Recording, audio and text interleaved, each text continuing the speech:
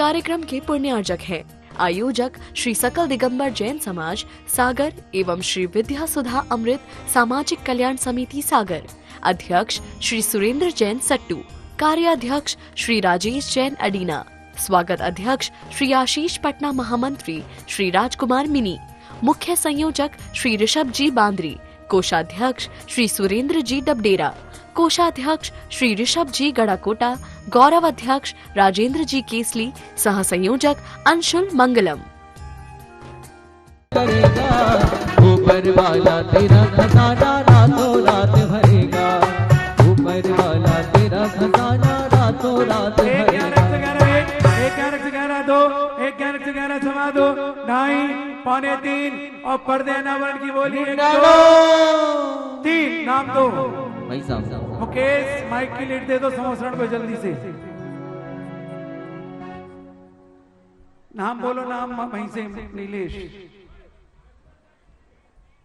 कर रहे हैं। बहन जी का नाम लेके यहाँ बता दीजिए, लीड नहीं पहुंच रही है। भाई साहब नाम बता दीजिए वहीं से।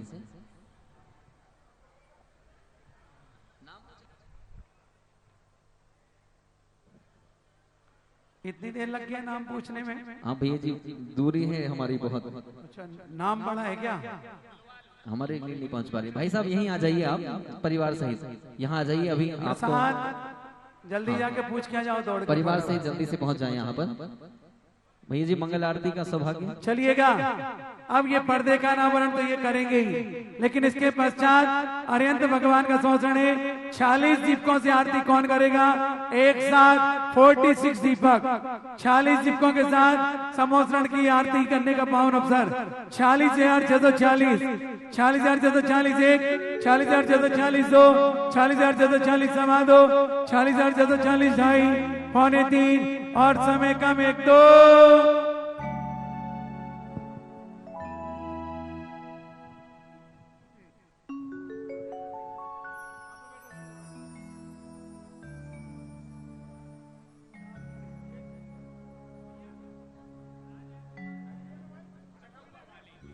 श्री राजेंद्र कुमार जी जैन साहब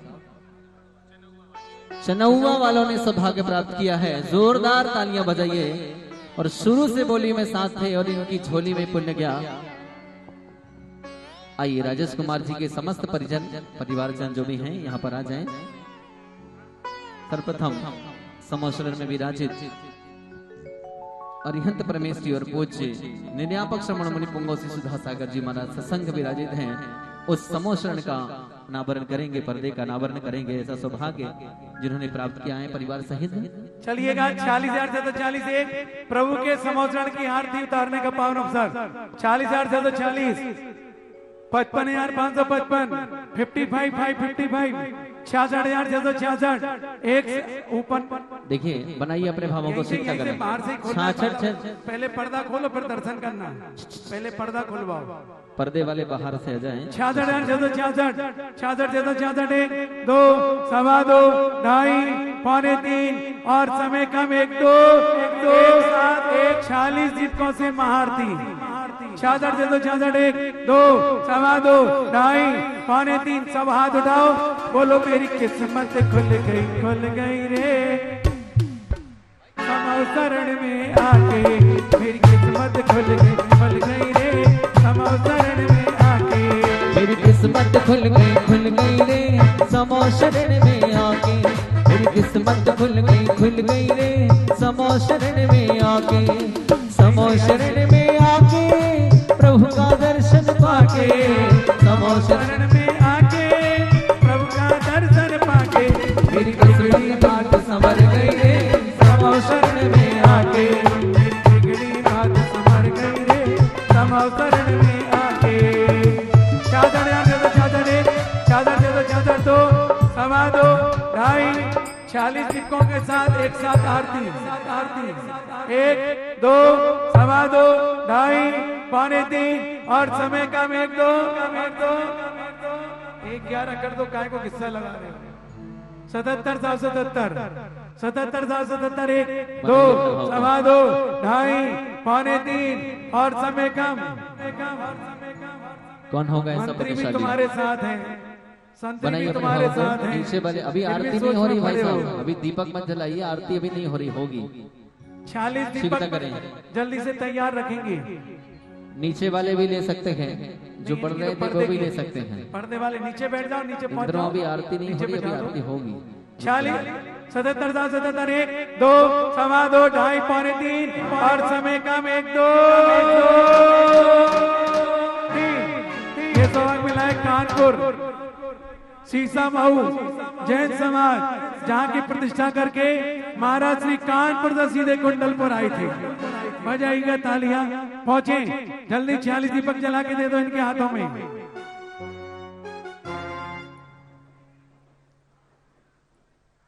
स्विच चलिए, आरती दीपक कहाँ है, जल्दी जला के दो फटाफट।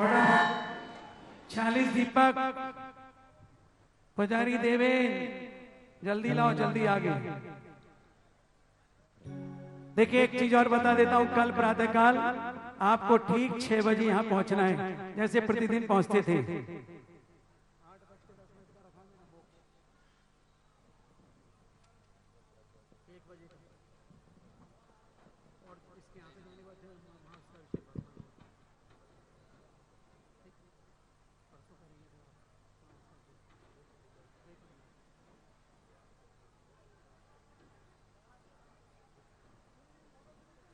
ऊपर नहीं, ऊपर नहीं चाहिए, नहीं चाहिए, कपड़ा नहीं चाहिए, कपड़ा नहीं चाहिए। व्यवस्था नहीं करो कुछ भी, शुद्ध तेरा पंथी दिगंबर है। अब सुनिएगा, मैं बता दूं, कल सुबह 6 बजे अभिषेक शांति द्वारा पूजन होगी, मोक्षशाला की पूजन होगी। मोक्षशाला के पूजन के पहले महाराज जी का आगमन होगा। महाराज जी के सानिध्य में हम भगवान का मोक्षशाला बनाएंगे। आप आएंगे या नहीं आएंगे, भगवान का मोक्ष 8:10 पर हो जाएगा। आप सोच लीजिएगा आपको क्या करना है। इसके पश्चात महाराज जी का मंगल प्रवचन चलेगा। प्रवचनों के पश्चात पूजन का जो शेष क्रम है वो होगा, हवन होगा, और तत्पश्चात, क्योंकि हवन के टाइम पर यहाँ महाराज श्री नहीं रह पाएंगे, क्योंकि पिछला हवन अपन ने देखा था, हमें बाहर की लाइट और अंदर की लाइट कुछ नहीं दिखती थी, इतना अंधकार हो जाता है। इसलिए प्रवचन पहले होंगे, हवन बाद में होगा। और ठीक 1 बजे जितने लोग यहाँ बैठे बोलो हाथ जोड़ के, हे भगवान, हे गुरुदेव, हम सभी लोग आपके चरणों में प्रार्थना करते हैं कि कल हवन के पश्चात भोजन के बाद इसी वेशभूषा में रथोत्सव में अपने अपने प्रतिष्ठानों को बंद करके रथोत्सव में सम्मिलित रहेंगे। 9 घर मत पढ़ो, कल वैसे भी संडे है, तुम्हें चिंता करने की जरूरत कहाँ है।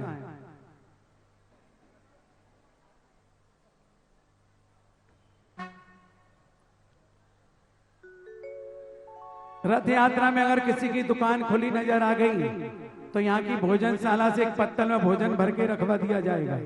अब इससे ज्यादा गरीब क्या होगा।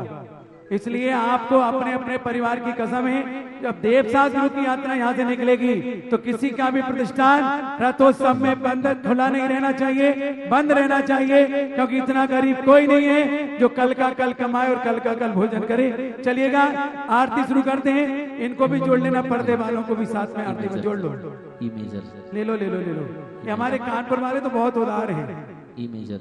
चलिए शुरू करो आरती। बोलिए आदि तीर्थंकर श्री आदिनाथ भगवान की, बोलिए संत श्रोमणी आचार्य गुरुदेव श्री क्षण विद्यासागर जी महामुनिराज जी के, जगत पुण्यापक श्रवण श्री मुनिपुंगव श्री क्षण सुधा सागर जी महाराज के। शुरू करो।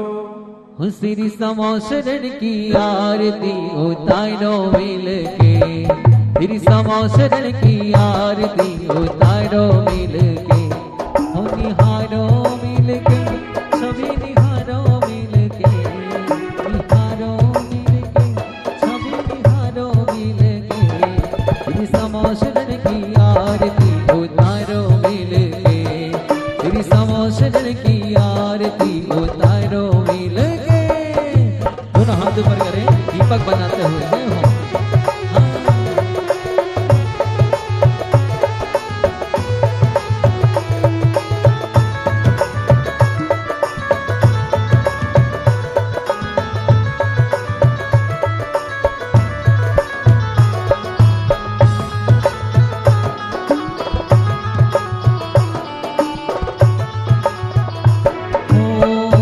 चतुर्मुखी भगवान विराजे, चतुर्मुखी भगवान विराजे, अतिशय जिनका अद्भुत राजे, अतिशय जिनका अद्भुत राजे, ऐसे जिनवन की आरती उतारो मेरे सब लोग पीछे किसको, नीचे वालों ने पाप थोड़ी किया, उन्हें महाराज जी नहीं दिख रहे। पीछे किसको, उधर चलो, उधर नीचे वाली मंच पे, नीचे वाली मंच पे, नीचे वाली मंच पे चलो, और नीचे वाली मंच पे चलो, इधर आओ। अतिक्रमण मत करो बस, क्योंकि देखो नीचे ये लोग खड़े हैं, उनको महाराज जी दिखना चाहिए। हो श्री समोशरण की आरती उतारो मिल के, श्री समोशरण की आरती उतारो मिल के, हो निहारो मिल के, छवि निहारो मिल के, निहारो मिल के, छवि निहारो मिल के, श्री समोशरण की आरती उतारो मिल के, श्री समोशरण की आरती उतारो मिल। सभी के दोनों हाथ ऊपर, हाथों का दीपक बनाइए, झूम के।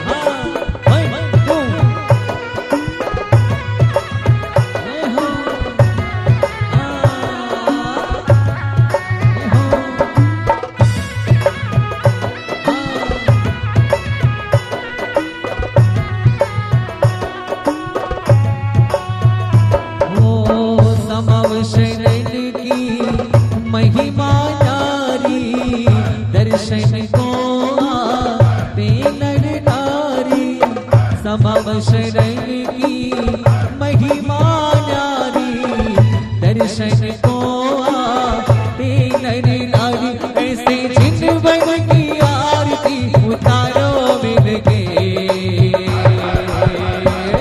फिर समोशरण की आरती उतारो मिल के, फिर समोशरण की आरती उतारो मिल के।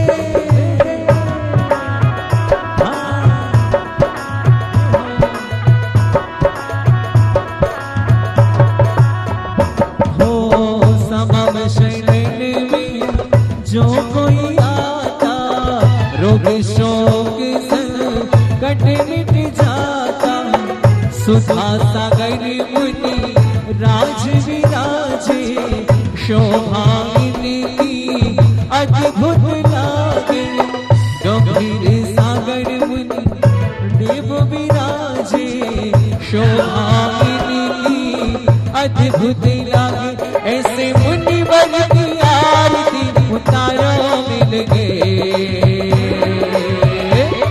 श्री समोशरण की आरती उतारो मिल गए, श्री समोशरण की आरती उतारो मिल गए।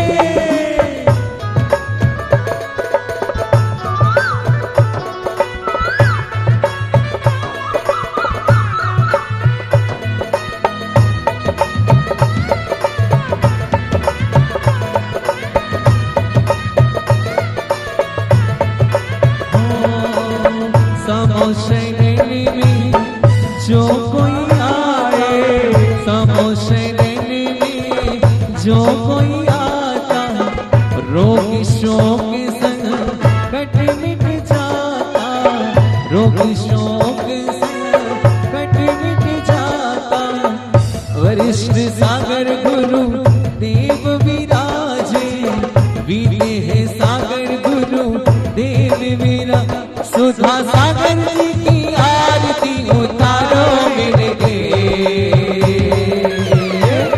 श्री समोशरण की आरती उतारो मिल के, श्री समोशरण की आरती उतारो मिल के, श्री समोशरण की आरती उतारो। चलिए सब लोग पीछे खिसक के बैठ जाओ। मैं पूज्य महाराज जी के चरणों में आप सबकी ओर से, अपनी ओर से बारंबार नम्र नमस्सों के साथ प्रार्थना करता हूँ कि हे महाराज जी, धन्य आप, धन्य आपकी महीना, आपकी मंगल देशना से हम सभी धन्य हो। इस पावनपुर भावना के साथ गुरु चरणों में नमोस्तु नमोस्तु नमोस्तु। ऊपर कोई नहीं बैठेगा, नीचे वाली मंच पे बैठो, नीचे वाली पे। ओ भाई साहब इंद्र महाराज उधर नीचे वाली पे, उधर उस तरफ पहुंच जाओ। हाँ इधर नीचे आ जाओ, उधर उधर नीचे चले जाओ बस। ये दीपक संभल के रख दो साइड में।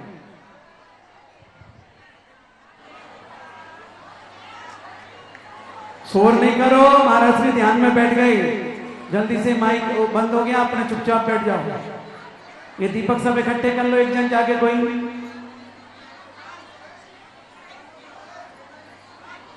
आज की महाआरती का निर्णय नहीं हुआ अभी, आज की महाआरती।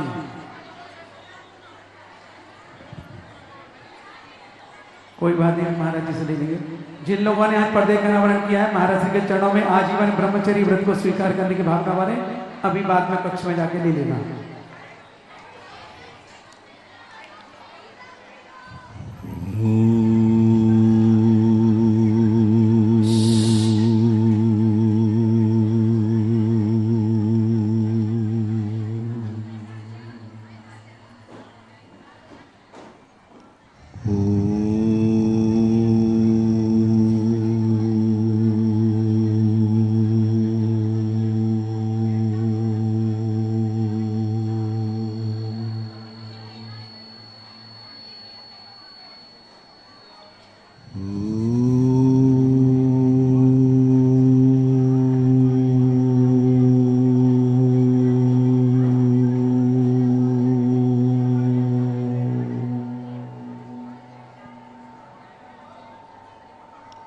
ओम ह्रां ह्रीं ह्रूं ह्रौं ह्राः अस्या उषा नमः। संपूर्ण ब्रह्मांड एक ऐसी विचित्र रहस्यमयी सृष्टि को लेकर के विद्यमान है जिसमें कौन किसको बांधे हुए है, कौन किसको रोके हुए है, कौन किसकी सत्ता को मिटाना चाहता है, ये रहस्य समझ में नहीं आते। जो पराया दिखता है, लेकिन पराया व्यक्ति इस ढंग से अपना प्रस्तुतिकरण करता है कि वो पराया भी अपना दिखने लग जाता है। जब पराया अपना दिखने लग जाता है तब व्यक्ति उससे इतना सम्मोहित हो जाता है, प्रभावित हो जाता है कि अपनी स्वयं सत्ता को भूलकर पर सत्ता में अपने आप को समाहित कर देता है। पता जब चलता है जब वह अपना स्वयं अस्तित्व स्वतंत्रता से खोकर के परतंत्रता की अनुभूति करता है, और जब तक उसे परतंत्रता की अनुभूति होती है तब तक पर पदार्थ हमारी सारी संपत्ति पर कब्जा कर चुकता है। उसको हटाना फिर बहुत कठिन होता है। ऐसी ही दशा इस संसार के प्रत्येक व्यक्ति की होती है। कुछ लोग समझ जाते हैं इस बात को, फिर वह एक ऐसी नकारात्मक शक्ति को उत्पन्न करते हैं अपने अंदर जिसमें सारे पर पदार्थों के षड्यंत्र निष्फल और निष्क्रिय हो जाते हैं। यहाँ तक कि पर पदार्थ पर उसकी तरफ देखने का भी साहस नहीं करता। प्रातःकाल हमने प्रवचन में कहा था, यदि हम पर पदार्थों की चपेट में नहीं आए होते तो हमारा कार्य पॉजिटिव शक्ति से चला जाता है। हम साधक कारणों से अपने साध्य की प्राप्ति कर लेते, लेकिन साधक कारण तो हमें कई बार मिल चुका है, लेकिन बाधक कारण इतना सशक्त बैठा हुआ है कि वो साधक कारण को भी निष्क्रिय कर रहा है। तो सबसे पहले मोक्ष जाने के लिए स्वरूप को समझने की जरूरत है, साधना की कोई जरूरत ही नहीं। साध्य को सिद्ध करने के लिए साधन की कोई जरूरत नहीं होती है। साधन तो अपने आप प्रकट होता है। सम्यक दर्शन प्राप्त नहीं किया जाता, वो तो प्राप्तव्य है।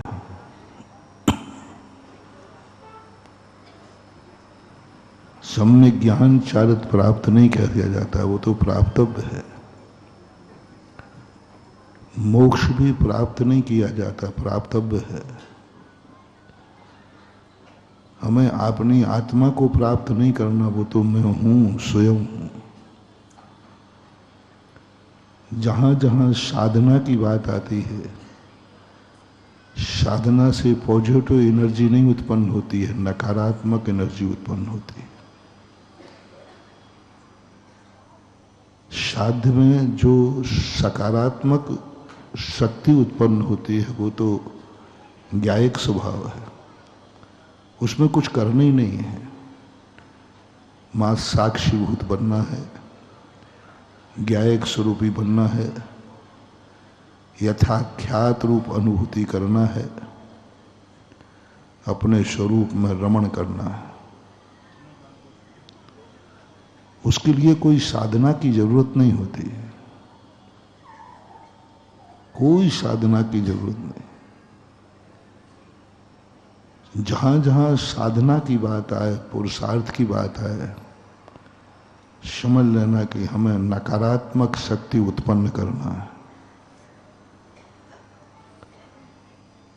हम दुश्मन के प्रति यदि सॉफ्ट हो जाएंगे तो दुश्मन हावी हो जाएगा। दुश्मन के प्रति सकारात्मक दृष्टि नहीं है, नकारात्मक दृष्टि चाहिए। और वह शक्ति साधना से उत्पन्न होती है। जितने करण किए गए, जितनी साधनाएं की गई, उससे कुछ प्राप्त नहीं हुआ। प्राप्त तो हमें था, लेकिन साधना और करण के माध्यम से हमने बाधक कारण को हटाया।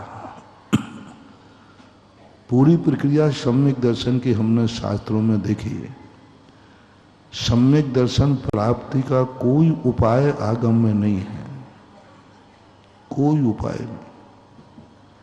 ये कहने में आता है कि हम सम्यक दर्शन प्राप्त कर रहे हैं, ऐसे ही कहने में आता है जैसे कोई एक महिला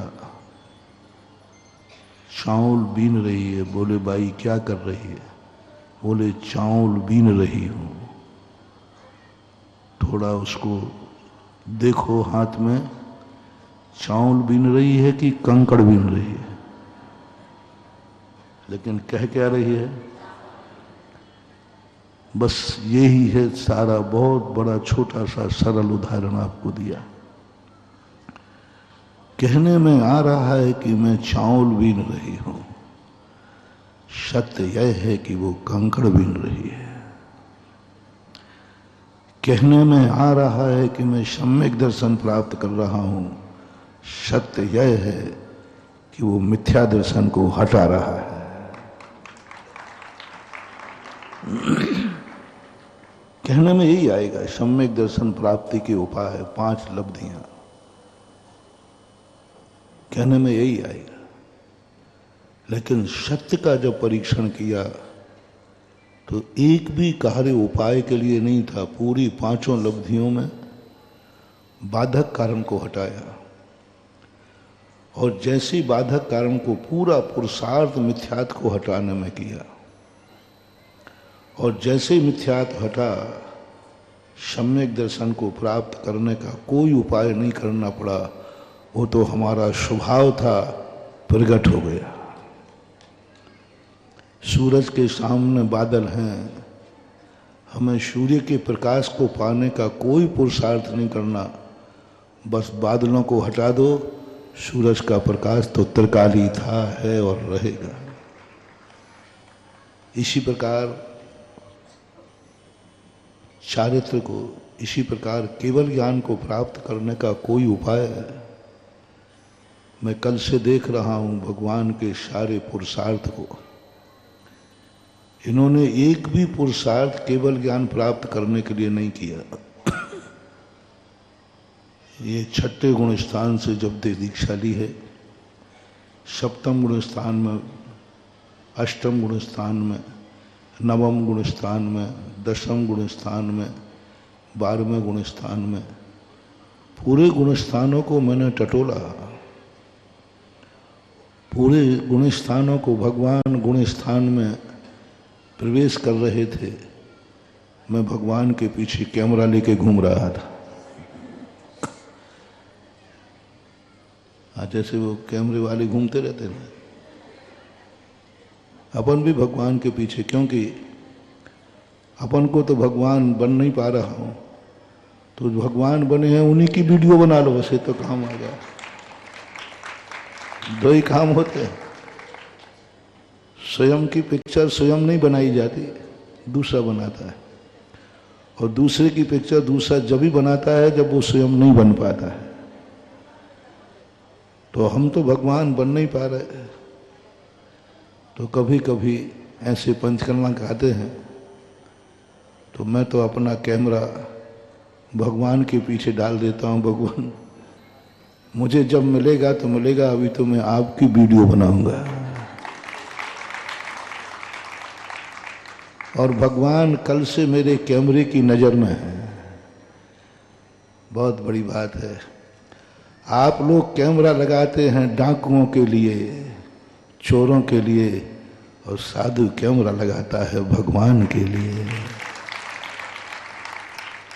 आप अपने घरों में कैमरा लगाते हैं काहे के लिए?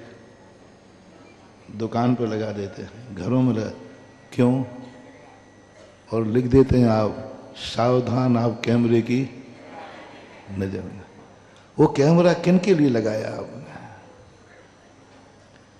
संसार में जितने भी कैमरों का निर्माण हुआ है वो सब चोर डाकुओं के लिए हुआ है। सड़कों पर चौराहे पर कैमरे लगे हैं, किन के लिए?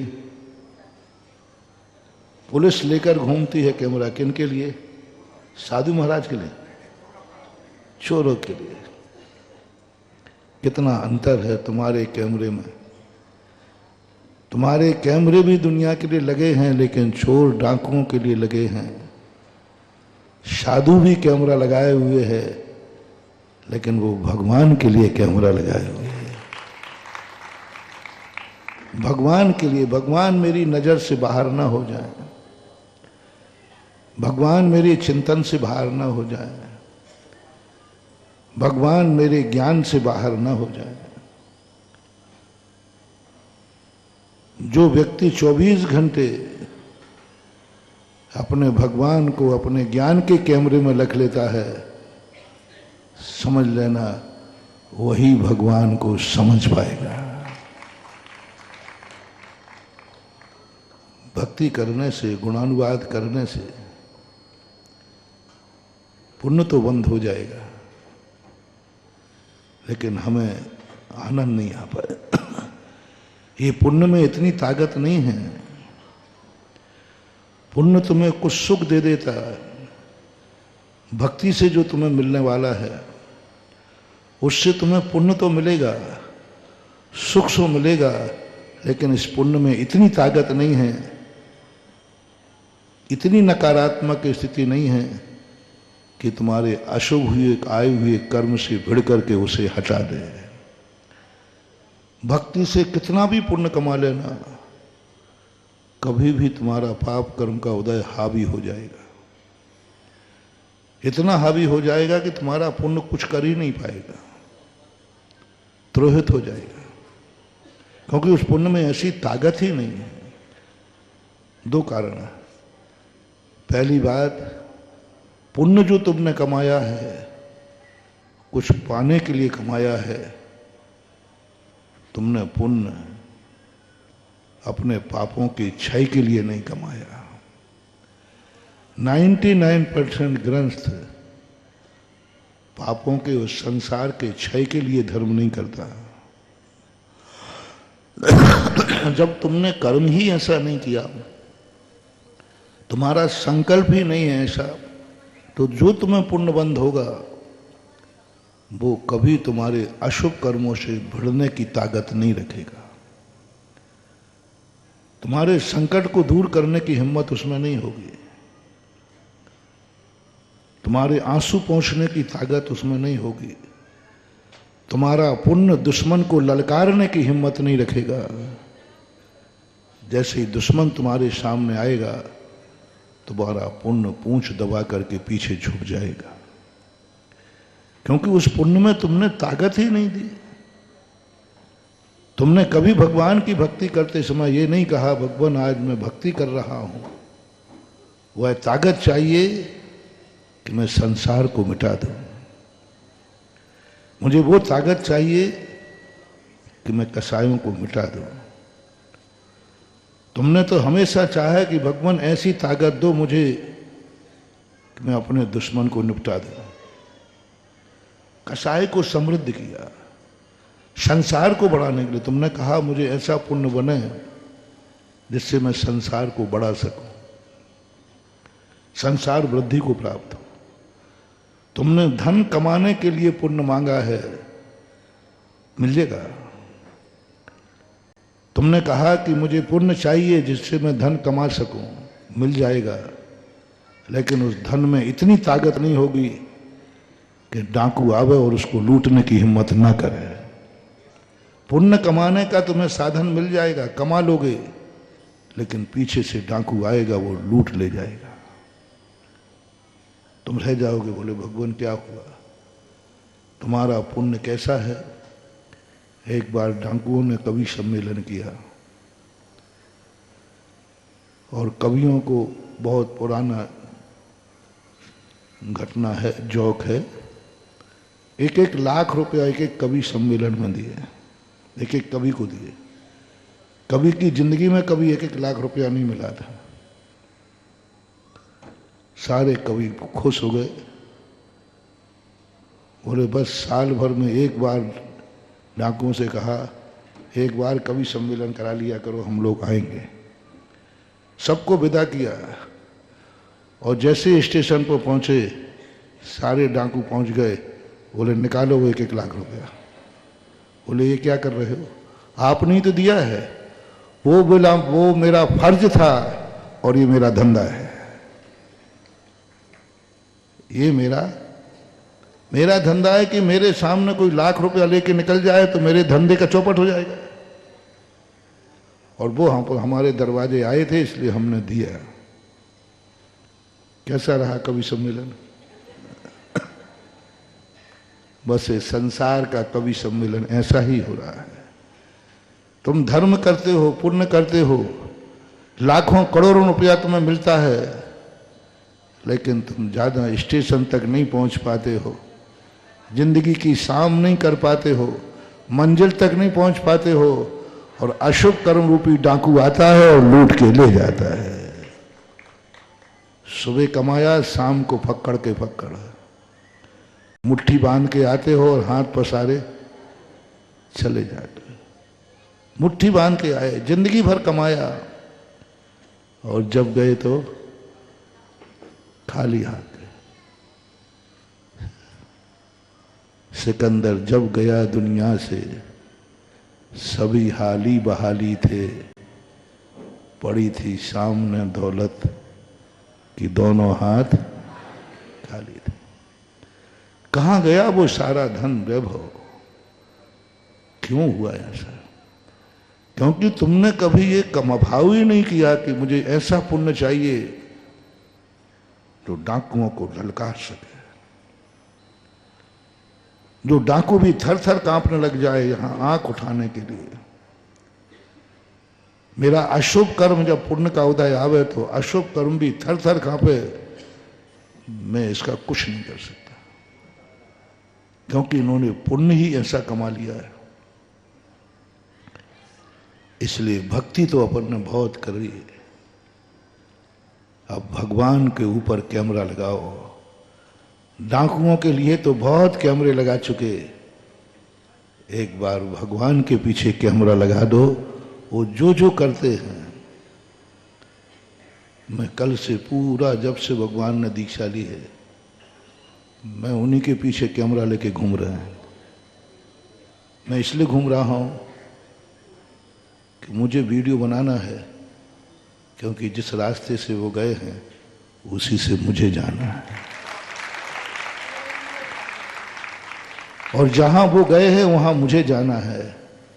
और मुझे रास्ता पता नहीं है, मुझे रास्ता पता नहीं है।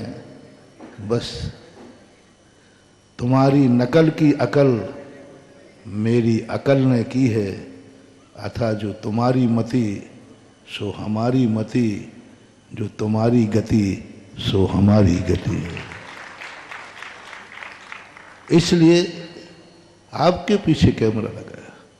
उस कैमरे में जो वीडियो आए, जैसे अंतरिक्ष वाले कैमरा भेजते थे ना, तो अंतरिक्ष से जो फोटो आते हैं, वो अंतरिक्ष यान फोटो उतार उतार के भेजता रहता है। तो मेरे भी भगवान के पीछे कैमरा लगा था, वो कैमरा फोटो उतार उतार के भेज रहा था। इस समय भगवान क्या कर रहे हैं, क्या कर रहे हैं? अष्टम गुण स्थान में पहुंच गए, क्या कर रहे हैं? कुछ नहीं कर रहे, बाधक कारण को हटा रहे हैं, बाधक कारण को हटा रहे हैं। मोक्ष जाने का तो कोई कार्य हो ही नहीं रहा वहां, बस कर्मों को हटाने में लगे। 9वें गुण स्थान में कर्मों को हटाने में लगे, 10वें गुण स्थान में मोहिनी कर्म को उठाया, 12वें गुण स्थान में घातिया कर्मों को हटाया। बस हटाते हटाते हटाते केवल ज्ञानी हो गए और सर्वज्ञ हो गए। पाषाण की मूर्तियों में अतिशय क्यों होता है? पाषाण की मूर्तियां ही चमत्कार क्यों होती है? क्यों नहीं बनाई गई अकृत्रिम चैत्यालयों में सोने चांदी की मूर्तियां? क्यों होती हैं अकृत्रिम चैत्यालयों की मूर्तियां पाषाण की? पृथ्वी काय की, पृथ्वी काय की। अकृत्रिम चैत्यालयों में सभी मूर्तियां रत्नों की होती है। रत्न यानी पाषाण, रत्न एक पत्थर ही है। अपन मार्बल कहते हैं, डायमंड कह दो, हीरा कह दो, सब पत्थर ही पत्थर है। जितने पत्थर हैं सब पत्थरों की मूर्तियां होती हैं। और वर्तमान में भी हम जितना देखते हैं, जितने अतिशय अभी तक हमने देखे भारत में, सब पाषाण की प्रतिमाओं में होते हैं। क्योंकि पाषाण की मूर्ति में नकारात्मक शक्ति होती है। पाषाण की मूर्तियों में एक ऐसी नकारात्मक ताकत होती है जो कितनी भी कोई उससे टकराने का प्रयास करे, वही खुद चूर चूर हो जाएगा, उसका कुछ नहीं बनेगा, क्योंकि उसने शुरू से कुछ पाया है ही नहीं। पाषाण की मूर्ति बनती है, कुछ नहीं किया जाता, पत्थर को छांटते जाओ, छांटते जाओ, छांटते जाओ, छांटते जाओ। जो बाधक पत्थर है उसको छांटते जाओ, और छांटते छांटते छांटते जो बचेगा उसी का नाम मूर्ति है। कुछ किया ही नहीं, जोड़ा कुछ है ही नहीं, लाया कुछ नहीं गया, बस छांटा गया है। पूरी मूर्ति बनते समय पाषाण की मूर्ति में क्या जोड़ा जाता है? कुछ नहीं, छटाई की जाती है। छटाते जाओ, हटाते जाओ, हटाते जाओ। शिल्पी कहता मात्र है कि मैं मूर्ति बना रहा हूं, सत्य यह है कि मूर्ति में जो बाधक पाषाण था उसको हटा रहा है, और एक दिन कहता है मूर्ति बन गई। अरे भाई, तूने क्या किया है मूर्ति बनाने में? बाधक कारण को हटा दिया। इसी प्रकार भगवान ने क्या किया है केवल ज्ञान पाने में? कुछ तो नहीं किया। मार पूरी जिंदगी, पूरा समय 1 लाख पूर्व तक बस कर्मों को हटाते गए, और जब सारे कर्म हट गए तो घोषणा हो गई भगवान को केवल ज्ञान हो गया, भगवान बन गए। मैंने फिर पूरे फोटो चेक किए कि भगवान ने केवल ज्ञान पाने के लिए क्या किया। हमने सोचा अभी तो कर्मों का क्षय कर रहे हैं, केवल ज्ञान प्राप्त करने के लिए कुछ करेंगे, वो तो कुछ पता ही नहीं चला, और घोषणा हो गई भगवान को केवल ज्ञान हो गया, प्रकट हो गया। यही दुनिया की स्थिति अपन को चाहिए। हमें वो पुण्य चाहिए, वो ताकत चाहिए जो कर्मों को ललकार सके, कर्म हमारे सामने थर थर कांप जाएं। कल्याण मंदिर स्तोत्र के अंदर एक बहुत अच्छी बात कही कि कर्म भुजंग के समान है। ये सर्प जब चंदन के वृक्ष से लिपट जाता है तो आप खींचो तो टूट जाता है, लेकिन वो चंदन के वृक्ष को नहीं छोड़ता।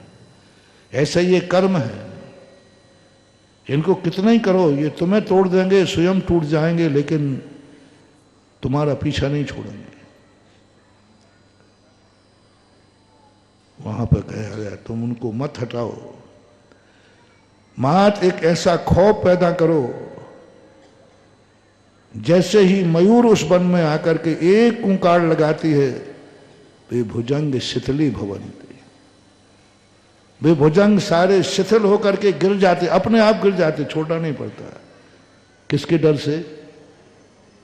बस सम्यक दृष्टि के लिए उदाहरण दिया कि हे भगवान, इन भगवान ने कुछ नहीं किया, मात वो सकारात्मक आवाज, नकारात्मक शक्ति जागृत की, और वो जैसे ही भेद विज्ञान की आवाज लगाई, चारों घातिया कर्म रूपी भुजंग तर तर कर करके छूट गए, और अब उनके पास जाने का साहस नहीं है। किसी कर्म में ताकत नहीं है कि अब भगवान की तरफ आंख उठा के देख ले। कोई कर्म नहीं बंधेगा, बंधना तो बंद ही हो गया। थोड़ा बहुत ईर्ष्यापत आ रहा है तो बाहर के बाहर निकल जाएगा, बंधने का सवाल ही नहीं उठता। तो हमें एक ऐसी नकारात्मक शक्ति पैदा करना है जो हमारे शत्रु का नाश करे, हमारे उन बाधक तत्वों को हटाए। हमें ऐसी ज्योति जगाना है। प्रकाश के लिए ज्योति नहीं जगाई जाती है, कहने में आ रहा है प्रकाश चाहिए है, प्रकाश तो हमारा स्वभाव है। अंधकार को हटाने के लिए ज्योति जलाई जाती है। अंधकार को हटाना है, प्रकाश को पाना नहीं है। अंधकार ऐसी ज्योति जगे जिसमें अंधकार भाग जाए। आज भगवान ने उस परम ज्ञायक स्वरूप के माध्यम से, अब ज्ञायक स्वरूप प्रकट हुआ, अभी तक ज्ञायक स्वरूप नहीं था। अभी तक वो साधना थे, तपस्या में थे, ध्यान कर रहे थे, अग्नि जला रहे थे। ध्यान को अग्नि कहा। अग्नि किसे बोलते? ध्यान में नकारात्मक शक्ति पैदा होती है। ध्यान जलाता है, राग करता है, भस्म करता है, कुछ प्राप्त नहीं कराता। पूरे शास्त्रों में मैंने देखा, चारों शुक्ल ध्यान देके, धर्म ध्यान देके, एक भी ध्यान से कुछ मिलता नहीं है। सभी ध्यान कोई ना कोई कर्म को जला रहे। पहला शुक्ल ध्यान कर्मों का क्षय कर रहा है, मोहिनी कर्म। दूसरा शुक्ल ध्यान घातिया कर्मों का क्षय कर रहा है। तीसरा शुक्ल ध्यान 9 कर्म का क्षय कर रहा है। चौथा शुक्ल ध्यान अघातिया कर्मों का क्षय कर रहा है। ये अग्नि है, भस्म करते। ध्यान से नकारात्मक शक्ति पैदा होती है, वो नकारात्मक जो दुश्मन को भस्म कर सकती है, और इसी को साधना बोलते हैं। साधना के अंदर हमारी वो बल, वो शक्ति आ जाती है कि कर्म हमारा कुछ भी नहीं बिगाड़ पाते, और कर्म की ऐसी स्थिति बनाते हैं, कर्म बादर किट्टी, सूक्ष्म किट्टीकरण करके निर्लेपन कर देते हैं। द्वारा अंकुरित नहीं हो सकता। और अब केवल ज्ञान प्राप्त कर लिया इन्होंने, अब ज्ञायक स्वरूप में चले गए। थोड़ा सा रहेगा अभी साधना दो शुक्ल ध्यान की, लेकिन अब वो सब जान रहे हैं। अब उनको ऐसा नएपन का अनुभव हो रहा है।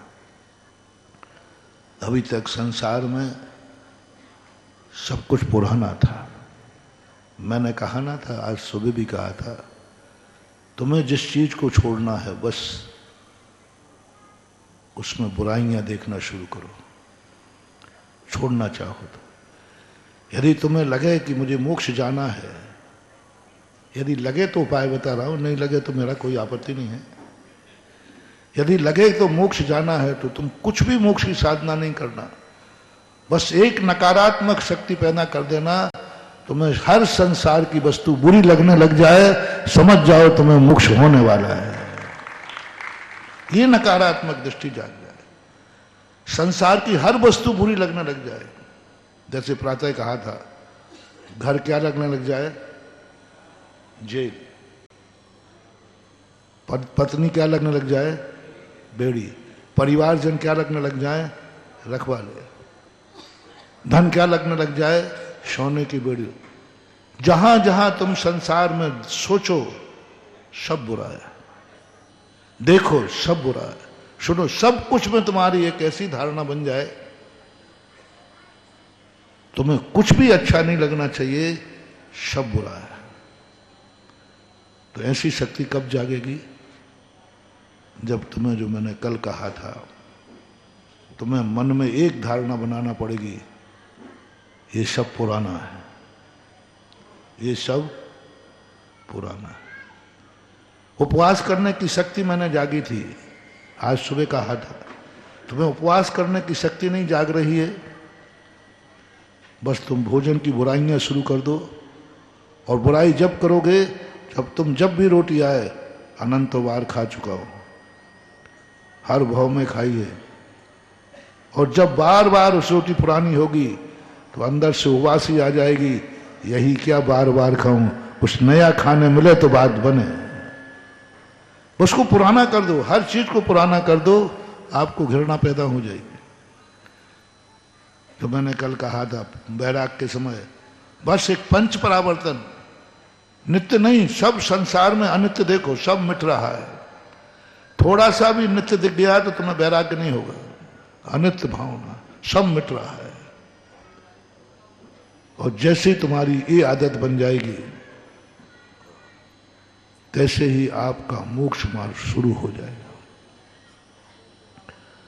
संसार से ऊपर उठना है। मैंने एक बार कहा था, कभी तुम मंदिर क्यों आते हो? क्योंकि मंदिर बहुत अच्छा है?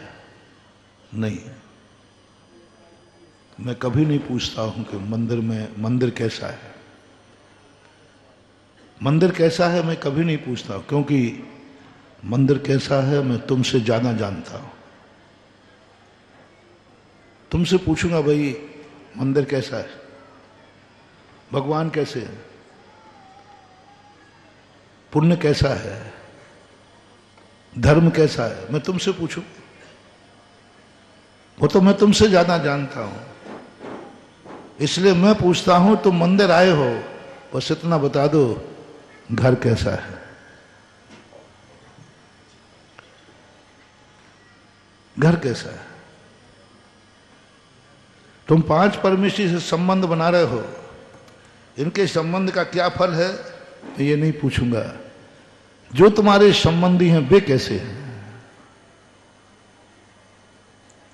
पंच परमेष्टि से, भगवान से संबंध बनाने में, गुरु से संबंध बनाने में, महाराज जी मैं तुमसे नहीं पूछूंगा कि भगवान से संबंध बनाने में क्या लाभ है, ये तो मुझे मालूम है, तुम्हें क्या जानना। बस मैं इतना ही पूछता हूं, भगवान के संबंध बनाने के पहले जो तुम्हारे सांसारिक संबंध हैं, वे संबंध कैसे हैं? अच्छे हैं या बुरे हैं?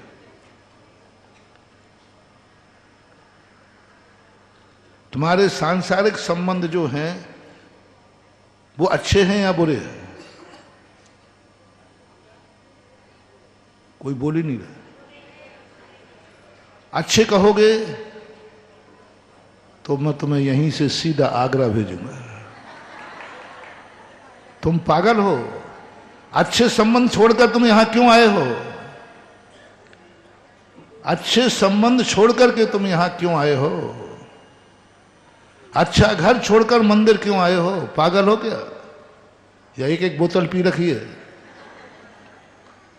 हाँ पी रखी है। अच्छा घर छोड़ के आए, अच्छे संबंधी छोड़ के आए, अच्छा संसार छोड़ के आए हो क्योंकि उसमें अच्छा था? पागल हो गए? नहीं, तुम्हें कहना पड़ेगा मेरे जितने संबंध हैं वे सब संबंध बहुत बुरे हैं। सुतदारा होय न सीरी, सब स्वार्थ के हैं बीरी। ये सारे संबंध बहुत बुरे हैं। अनंतों बार करके देख लिया, अनंतों बार करके देख लिया। इसलिए मेरा मन किया है कि अब मुझे दुनिया से संबंध नहीं बनाना है, पंच परमेष्ठी से संबंध बनाना है। जाओ, तुम्हारा कल्याण शुरू हो गया। एक म्यान में दो तलवारें नहीं, दो एक काम नहीं होए सयाने, विषय भोग और मोक्ष पयाने।